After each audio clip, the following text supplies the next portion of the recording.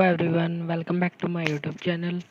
आज हम एक नई क्लास शुरू करने जा रहे हैं, हरियाणा करंट अफेयर्स, जो हरियाणा ग्रुप डी के लिए काफ़ी इम्पोर्टेंट होने वाली है। इसमें हम करंट अफेयर्स और स्टैटिक जीके से संबंधित हरियाणा स्टैटिक जीके से संबंधित कुछ महत्वपूर्ण क्वेश्चनों की चर्चा करेंगे। आपकी परीक्षाओं के लिए यह क्लास काफ़ी इम्पोर्टेंट होने वाली है, तो क्लास के अंत तक बने रहें।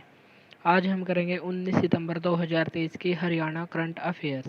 अगर आप नेशनल करंट अफेयर्स करना चाहते हैं तो इसी चैनल पर डेली ऐसी ही क्लास नेशनल करंट अफेयर्स की भी अपलोड की जाती है। वहां पर national current affairs, international current affairs और स्टैटिक जीके से संबंधित क्वेश्चनों को डिस्कस किया जाता है, तो आप वो क्लास भी देख सकते हैं।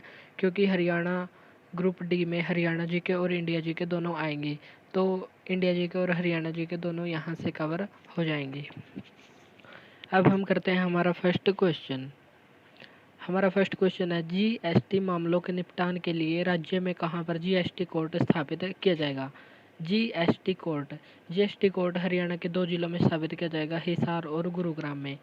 और यह पीठ एक होगी, लेकिन इसकी ब्रांच 2 होंगी। 2 ब्रांच कहाँ कहाँ, हिसार और गुरुग्राम में स्थापित किया जाएगा। हाल ही में वित्त मंत्रालय ने घोषणा की कि सभी राज्यों और यूटी यानी कि केंद्र शासित प्रदेशों में जीएसटी न्यायाधिकरण के लिए 31 पीठ की स्थापना की जाएगी, जिनमें से हरियाणा में 1 पीठ की स्थापना की जाएगी, जिसकी 2 ब्रांच होंगी, हिसार और गुरुग्राम। जीएसटी न्यायाधिकरण, वित्त मंत्रालय का मानना है कि अब तक वर्तमान में 14,000 मामले पेंडिंग पड़े हैं।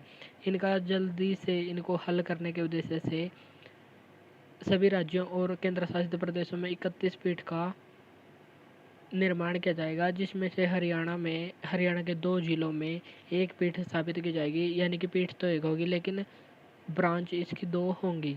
और यदि आपसे क्वेश्चन पूछा जाएगी सर्वाधिक पीठ का किस राज्य में स्थापित की जाएंगी, उत्तर प्रदेश में 3 पीठ स्थापित की जाएंगी। और कुल कितने की जाएंगी, 31 पीठ। हरियाणा में कितनी पीठ होंगी, 1। गुरुग्राम और हिसार में स्थापित की जाएगी। अब हम देख लेते हैं जीएसटी से संबंधित कुछ महत्वपूर्ण बातें। जीएसटी, भारत में जीएसटी कब लागू हुआ, 1 जुलाई 2017 को। इसलिए प्रत्येक वर्ष 1 जुलाई को जीएसटी दिवस मनाया जाता है। जीएसटी संविधान संशोधन विधेयक कौन से क्रम का था, 122वां था। और यह राज्यसभा में कब पास हुआ, 3 अगस्त 2016 को। और लोकसभा में 6 अगस्त 2016 को पास हुआ। 8 सितंबर 2016 को इसमें राष्ट्रपति की मंजूरी मिल गई, यानी कि यह विधेयक बन गया। यानी कि यह कौन से क्रम का संविधान संशोधन विधेयक था, यह विधेयक बना, यानी कि संविधान संशोधन बना 101वां, लेकिन विधेयक कितना था, 122वां। तो ये हमको ध्यान रखना है। और जो ये डेट है ये भी हमारे लिए काफ़ी इंपॉर्टेंट होने वाली है। परीक्षा में कहीं से भी क्वेश्चन पूछा जा सकता है। इस क्वेश्चन में हमने देखा कोर्ट।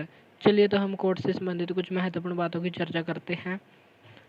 विश्व की पहली निजी कोर्ट कहाँ पर स्थापित की गई है, चंडीगढ़ में। पर्यावरण कोर्ट कहाँ पर स्थापित की गई है, हिसार और फरीदाबाद में स्थापित की गई है। यदि आपसे क्वेश्चन पूछे कि उत्तर भारत का सबसे बड़ा कोर्ट परिसर कहाँ पर स्थापित किया गया है, गुरुग्राम में।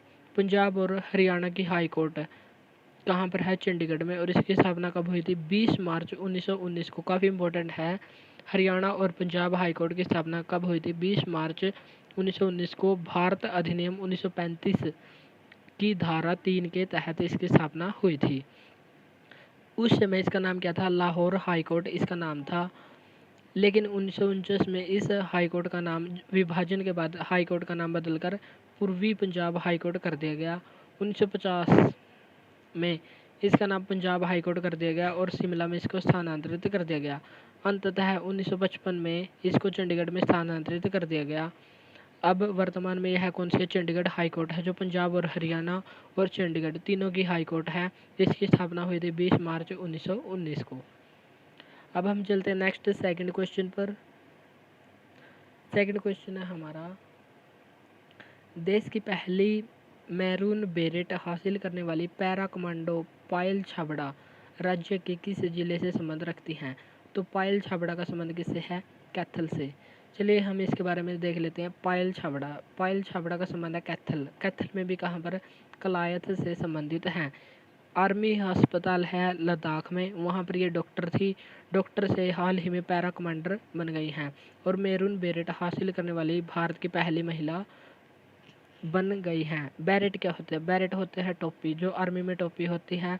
आर्मी में टोपी 9 प्रकार की होती है और इनको कौन सी टोपी मिली है? मैरून, यानी कि जो पैरासूट वाले कमांडर होते हैं उनको मैरून बैरेट दिया जाता है। और यह हासिल करने वाली पहली भारतीय महिला कौन बनी है? पायल छाबड़ा, जो कैथल के कलायत तहसील से संबंध रखती हैं।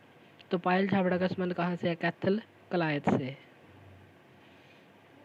अब हम चलते हैं हमारे थर्ड क्वेश्चन पर। हाल ही में शुरू की गई प्रोत्साहन उपयोगिता योजना का संबंध किससे है? इसका संबंध है भूजल से। तो चलिए हम इसके बेसिक से इसको शुरू करते हैं। अटल भूजल योजना, इसको किसने शुरू किया था? केंद्र सरकार के द्वारा शुरू किया गया था। राज्य स्तरीय अंतर विभागीय समिति का गठन किया गया, जिसकी बैठक हुई और इसकी अध्यक्षता की संजीव कौशल जी के द्वारा।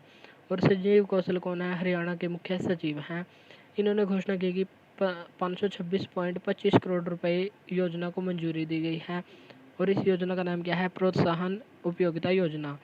यानी कि अटल भूजल योजना के तहत राज्य स्तरीय अंतर विभागीय समिति का गठन किया गया। संजीव कौशल ने अध्यक्षता की, हरियाणा के मुख्य सचिव। इन्होंने घोषणा की कि 526.25 करोड़ रुपए की योजना को मंजूरी दी गई है और इस योजना का नाम है प्रोत्साहन उपयोगिता योजना, जो भूजल से संबंधित है। तो इसमें उद्देश्य क्या क्या होंगे? भूजल समस्या को दूर करना और स्थायी जल प्रबंधन को बढ़ावा देना, इसका मुख्य उद्देश्य होगा। और इसमें किसानों को सलाह दी गई है कि नलकूप, जो ट्यूबवेल होते हैं, उनका यूज कम से कम किया जाए। ज़्यादा से ज़्यादा यूज कौन से पानी का किया जाए?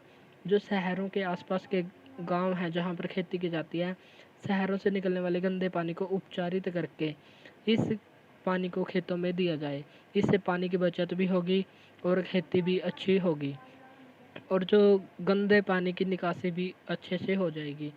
तो ऐसा इसमें कहा गया है। तो कौन सी योजना शुरू की गई है?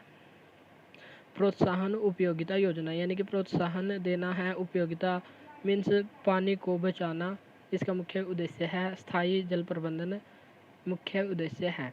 अब हम कर लेते हैं बात अटल भूजल योजना। अटल भूजल योजना केंद्र सरकार की योजना है, जो 6000 करोड़ रुपए की योजना है। इसको शुरू किया गया था 25 दिसंबर 2019 को।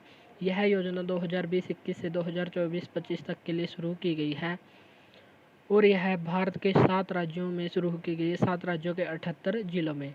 इसमें महाराष्ट्र, गुजरात, राजस्थान, मध्य प्रदेश, उत्तर प्रदेश, हरियाणा और कर्नाटक शामिल हैं।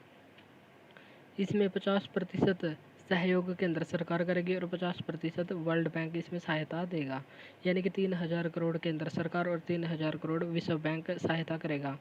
इसमें राज्यों को कुछ भी नहीं देना है। तो 6000 करोड़ रुपए की योजना है अटल भूजल योजना। 25 दिसंबर को क्यों? क्योंकि 25 दिसंबर को अटल बिहारी वाजपेयी जी का जन्मदिन है, तो इस दिन इसको शुरू किया गया था। नेक्स्ट है हमारा फोर्थ क्वेश्चन। हरियाणा के किस जिले में तीसरा integrated command and control centre स्थापित किया जाएगा? Integrated command and control centre कहाँ पर स्थापित किया जाएगा? अंबाला में, जो हरियाणा का तीसरा होगा। Integrated command and control centre यह क्या होता है? इसका उद्देश्य होता है, इसका मतलब होता है कैमरों के माध्यम से अपराध पर निगरानी करना और अपराध को नियंत्रित करना। अब तक हरियाणा में 3 integrated command and control centre स्थापित किए जा चुके हैं। पहला कहाँ पर स्थापित हुआ? गुरुग्राम में, दूसरा करनाल में और तीसरा हाल ही में हुआ है अंबाला में स्थापित हुआ है। अब हम देख लेते कुछ इंपॉर्टेंट क्वेश्चन। गुरुग्राम में हाल ही में ई बीट्स सिस्टम लागू हुआ है, यानी कि 2022 में लागू हुआ था। कर्नाटक के बाद हरियाणा सेकंड स्टेट बना था ई बीट्स सिस्टम लागू करने वाला।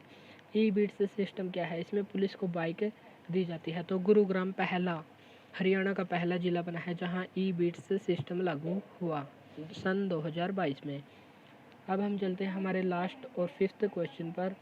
देश का दूसरा सबसे लंबा express way Jamnagar Amritsar express way राज्य के कितने जिलों से होकर गुजरेगा? तो देश का दूसरा सबसे लंबा एक्सप्रेस वे कौन सा है? Amritsar Jamnagar express way. इसकी कुल लंबाई कितनी है? 1256 किलोमीटर और इस पर खर्च कितना आएगा? 80,000 करोड़ रुपए इसमें खर्च आएगा। इसमें ज़मीन अधिग्रहण और सड़क निर्माण दोनों इसमें शामिल होंगे। और यह किन किन राज्यों से होकर गुजरेगा? गुजरात जामनगर में है। गुजरात के बाद राजस्थान, हरियाणा और पंजाब। सर्वाधिक लंबाई एक्सप्रेस वे की किस राज्य में होगी? राजस्थान में। और न्यूनतम किस में होगी?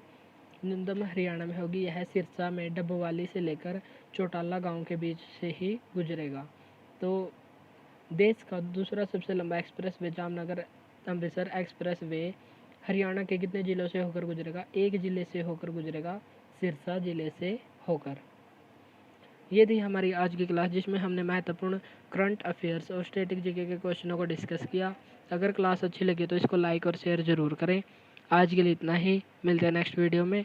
अब हम डेली ऐसे ही क्लास लेकर आते रहेंगे, जो हमारे ग्रुप डी एग्ज़ाम्स के लिए काफ़ी इंपॉर्टेंट होने वाली है। अगर आप हमारे टेलीग्राम ग्रुप को ज्वाइन करना चाहते हैं, ज्वाइन कर सकते हैं। टेलीग्राम ग्रुप का लिंक डिस्क्रिप्शन बॉक्स में दिया हुआ है, वहाँ पर इस क्लास के PDF को प्राप्त कर सकते हैं। Thank you.